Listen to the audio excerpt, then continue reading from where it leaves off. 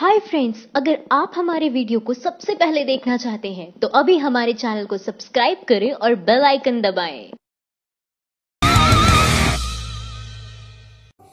Fake news मामले में फंसे अर्नब गोस्वामी, कोर्ट ने कहा हाजिर हो अर्नब।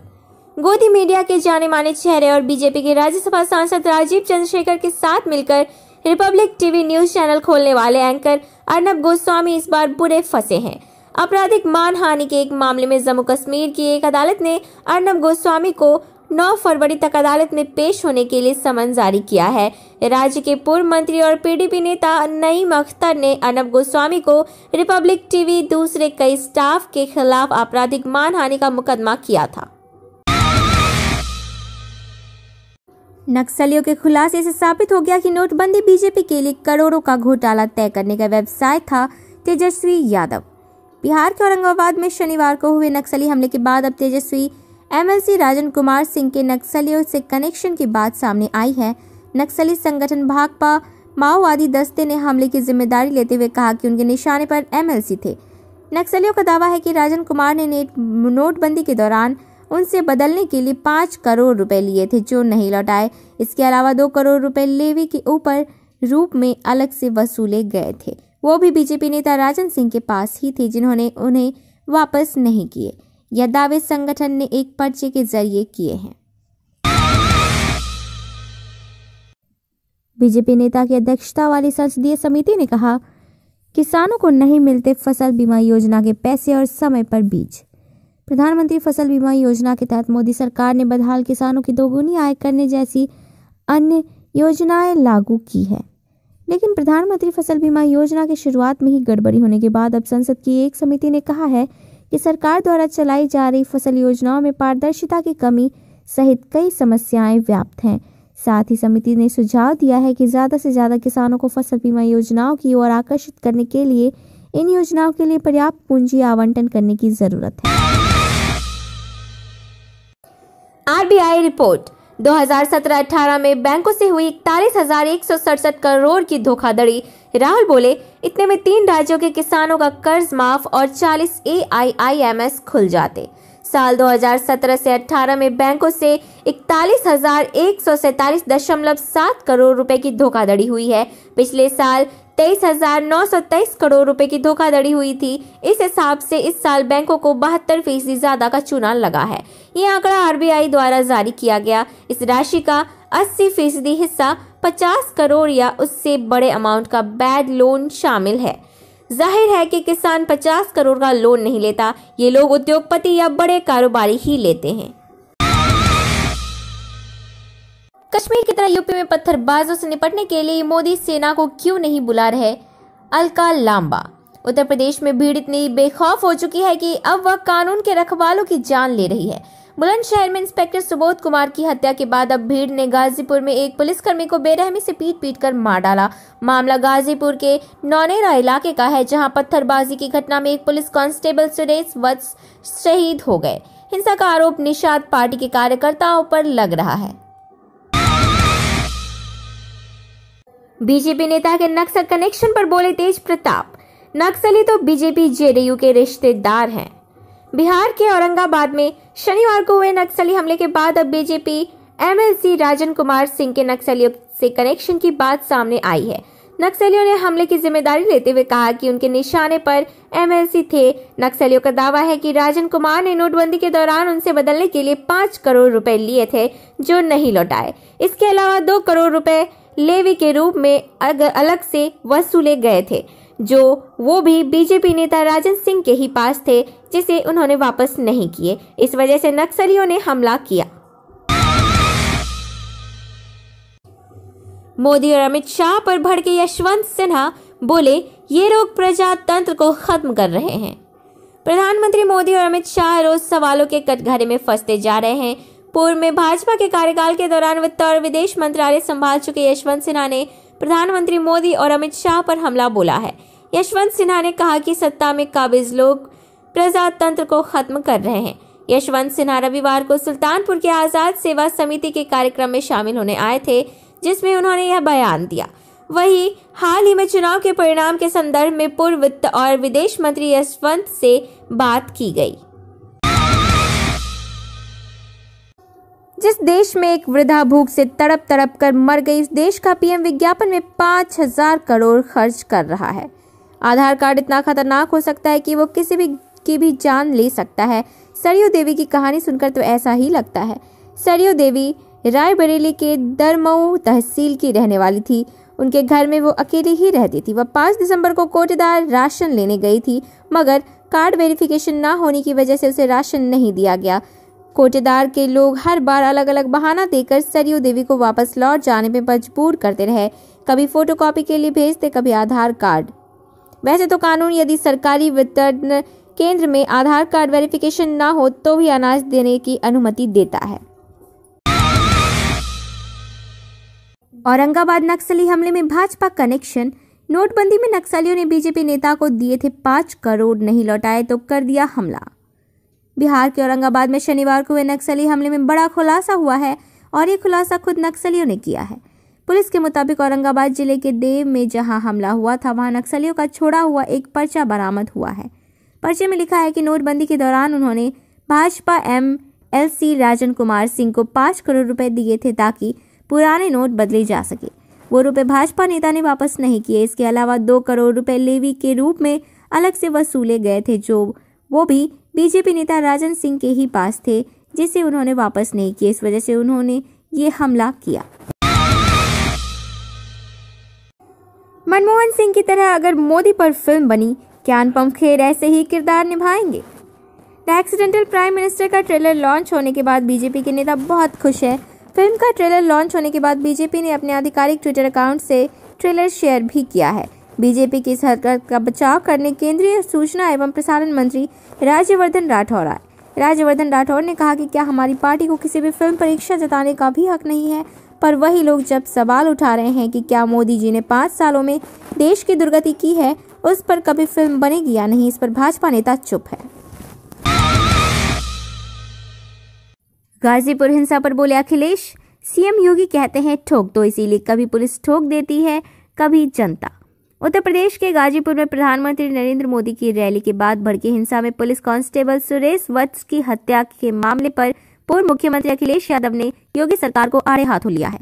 इस हिंसा पर अखिलेश ने सीएम योगी पर तीखा हमला करते हुए उन्हें जिम्मेदार ठहराया है। पत्रकारों से बात करते हुए अखिलेश यादव ने कहा कि ये घटनाएं इसीलिए होती है क्योंकि मुख्यमंत्री योगी की हमेशा एक ही भाषा बोलते हैं कि ठोक दो, और ये घटना इसीलिए भी घटी गई है क्योंकि सीएम सदन में हो या मंच पर हो, उनकी भाषा अपराधियों को ठोकने की होती है। इसीलिए कभी पुलिस को नहीं समझ आता किसे ठोकना है, कभी जनता को नहीं समझ आता। गोदी मीडिया पर भड़की आरजेडी बोली, सिर्फ दलित पिछड़ों को जातिवादी बताता है मीडिया, राजपूतों को नहीं। शनिवार को सीएम नीतीश कुमार ने जदयू को राष्ट्रीय महासचिव रामचंद्र प्रसाद सिंह, प्रदेश अध्यक्ष और राज्यसभा सांसद वशिष्ठ नारायण सिंह, प्रवक्ता संजय सिंह, मंत्री जय सिंह सहित दूसरे सिंह नेताओं के साथ वरिष्ठ नारायण सिंह के घर पर बैठक की। पार्टी के सूत्रों के मुताबिक पटना में हुई जदयू की इस बैठक का मकसद था आने वाले 2019 के चुनाव में सवर्णों के बीच पार्टी की स्थिति को प्रभावशाली बनाना। संजली के बाद एक और बेटी बनी शिकार। गुजरात से कथा सुनने आई लड़की अयोध्या से हुई लापता। योगी आदित्यनाथ के राज में महिलाओं के साथ हो रहे जुर्म थमने का नाम नहीं ले रहे हैं। ताजा वाकया रामनगरी अयोध्या का है, जहां गुजरात से कथा सुनने आई एक 19 साल की लड़की अचानक गायब हो गई। अयोध्या में कथावाचक मुरारी बाबू की कथा चल रही थी, जिसे सुनने गुजरात से सभी लोग आए थे। लापता हुई लड़की भी परिवार के साथ आई हुई थी। ये सभी लोग अयोध्या के दीनबंधु आंख अस्पताल में रुके थे। लड़की ने भाई ने बताया कि कथा सुनने के बाद हम सभी लोग आराम करने चले गए। मोदी राज में बाबा रामदेव के भी आए बुरे दिन। 5 साल में पहली बार पतंजलि को हुआ भारी नुकसान। उद्योगपति रामदेव के अच्छे दिन अब खत्म होने नजर आ रहे हैं, क्योंकि अब रामदेव की कंपनी पतंजलि की रफ्तार 5 सालों में पहली बार कम हो गई है। दरअसल उद्योगपति रामदेव की कंपनी पतंजलि अपनी बिक्री के मामले में पिछले 5 सालों में पहली बार पिछड़ गई है। साथ ही पतंजलि का मुनाफा भी घटकर लगभग आधा हो गया है। बीते 3 सालों में पतंजलि की बिक्री 4 गुना बढ़ने के बाद अब यह पहला मौका है जब कंपनी की बिक्री और मुनाफे में कमी आई है। अब साक्षी महाराज ने सुप्रीम कोर्ट का किया अपमान। बोले अब मंदिर छोड़ो, जामा मस्जिद तोड़ो। बीजेपी सांसद साक्षी महाराज ने एक बार फिर विवादित बयान दिया है, जिसमें उन्होंने कहा कि अयोध्या काशी छोड़ो, जामा मस्जिद तोड़ो जैसा नया नारा इजाद किया है।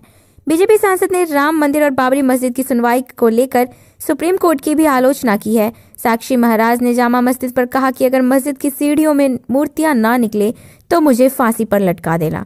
दरअसल साक्षी महाराज अपने संसदीय क्षेत्र उन्नाव के नवाबगंज में एक कार्यक्रम में हिस्सा लेने पहुंचे थे, जहां उन्होंने राम मंदिर निर्माण के साथ साथ एक बार फिर भड़काऊ भाषण दे दिया है।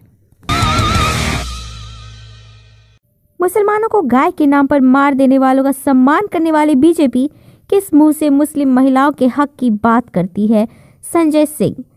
लोकसभा से 3 तलाक बिल को हरी झंडी मिलने के बाद अब राज्यसभा में भी इसे पास कराने को लेकर केंद्र की मोदी सरकार जद्दोजहद कर रही है। विपक्ष यहां भी इस बिल का विरोध कर रहा है और इस बिल को प्रवर समिति को भेजने की मांग कर रहा है। दरअसल विपक्ष बिल में 3 तलाक को आपराधिक मामला बनाने और 3 साल की सजा के प्रावधान के खिलाफ है, लेकिन सरकार अपने प्रस्ताव पर अडिग है। बीजेपी ने आलीशान दफ्तर के बाद विज्ञापन में करोड़ों फूके, क्या इसीलिए प्रधानमंत्री चंदा मांगते हैं? पिछले कुछ दिनों से एक नया नाटक शुरू हुआ था। बीजेपी नमो ऐप के जरिए 5 रुपए से लेकर 1000 रुपए तक का डोनेशन मांग रही थी। खुद प्रधानमंत्री ने ट्वीट किया था, मैंने नमो ऐप के माध्यम से 1000 रुपए की राशि दी है। मैं आपसे आग्रह करता हूं कि आप सभी इस ऐप के माध्यम से पार्टी में योगदान दें और सार्वजनिक जीवन में पारदर्शिता का संदेश फैलाएं। सर्जिकल स्ट्राइक में अहम भूमिका निभाने वाले अधिकारी को सेना से बर्खास्त करने का फैसला, यौन शोषण का लगा था आरोप। साल 2015 में की गई सर्जिकल स्ट्राइक में अहम भूमिका निभाने वाले सेना के एक वरिष्ठ अधिकारी को यौन शोषण का दोषी पाया गया है। इसके बाद सेना में मेजर जनरल रैंक के इस अधिकारी का कोर्ट मार्शल करते हुए सेना से बर्खास्त करने का फैसला सुनाया गया है। 2015 में म्यांमार क्रॉस बॉर्डर से की गई सर्जिकल स्ट्राइक में अहम भूमिका निभाने वाले मेजर जनरल रैंक के अधिकारी MS जसवाल पर सेना की ही कैप्टन रैंक की महिला अधिकारी ने यौन शोषण का इल्जाम लगाया था, जिसके बाद उन पर यह कार्रवाई की गई। गंगा की सफाई का वादा भी निकला जुमला। रिपोर्ट 39 में से सिर्फ एक जगह पर साफ है गंगा का पानी। 2014 में प्रधानमंत्री पद के उम्मीदवार के रूप में PM मोदी ने जनता से वोट के बदले जितने भी वादे किए थे, अब वह एक एक कर प्रामाणिक रूप से भी जुमले साबित हो रहे हैं। 2014 में इन्हीं वादों में से एक भारत की सबसे बड़ी नदी गंगा की सफाई को लेकर किया गया था, जो अब गंगा नदी जैविक जल गुणवत्ता आकलन 2017-18 की रिपोर्ट के अनुसार जुमला सिद्ध हुआ है। यह रिपोर्ट केंद्रीय प्रदूषण नियंत्रण बोर्ड द्वारा जारी की गई है। अब 2019 में मोदी का समर्थन नहीं करेंगे बाबा रामदेव, बोले नहीं पता देश का अगला PM कौन होगा। पिछले लोकसभा चुनाव में योग गुरु बाबा रामदेव ने प्रधानमंत्री उम्मीदवार नरेंद्र मोदी का समर्थन किया था, मगर अब हालात काफी बदल चुके हैं। अब रामदेव का कहना है कि राजनीतिक हालात बहुत मुश्किल हो गए हैं। हम ये नहीं कह सकते कि देश का अगला प्रधानमंत्री कौन होगा या देश का नेतृत्व कौन करेगा, लेकिन एक बात पक्की है कि हालात काफी दिलचस्प है। 2014 के लोकसभा चुनाव में भाजपा को खुला समर्थन करने वाले बाबा रामदेव ने पूरे देश में अपने लाखों समर्थकों से नरेंद्र मोदी को समर्थन देने की अपील की थी, मगर इस बार उनका मन बदल चुका है। 3 तलाक बिल लाने वाले मोदी को जसोदाबेन को छोड़ने की सजा क्यों नहीं हो सकती? मीडिया को यह भी पूछना चाहिए। लोकसभा से 3 तलाक बिल को हरी झंडी मिलने के बाद अब राज्यसभा में भी इसे पास कराने को लेकर केंद्र की मोदी सरकार जद्दोजहद कर रही है। विपक्ष यहाँ भी इस बिल का विरोध कर रहा है और इस बिल को प्रवर समिति को भेजने की मांग कर रहा है। दरअसल विपक्ष बिल में 3 तलाक को आपराधिक मामला बनाने और 3 साल की सजा के प्रावधान के खिलाफ है, लेकिन सरकार अपने प्रस्ताव पर अडिग है। उसका कहना है कि यह बिल महिलाओं के अधिकार के लिए है, इसके लिए इसे सख्त बनाने के लिए सजा का प्रावधान जरूरी है। मीडिया ने भी सरकार के इस कदम का स्वागत किया है। इस मुद्दे पर टीवी पर बहस कराने वाले एंकरों का कहना है कि सरकार के इस कदम से अब मुस्लिम महिलाएं प्रताड़ना से बच जाएंगी और उन्हें उसका अधिकार मिलेगा। माइंड द न्यूज रूम की रिपोर्ट। Thank you for watching our video. अगर आपको हमारी वीडियो पसंद आई हो तो इसे लाइक जरूर करें और हमारे चैनल को सब्सक्राइब करना ना भूलें।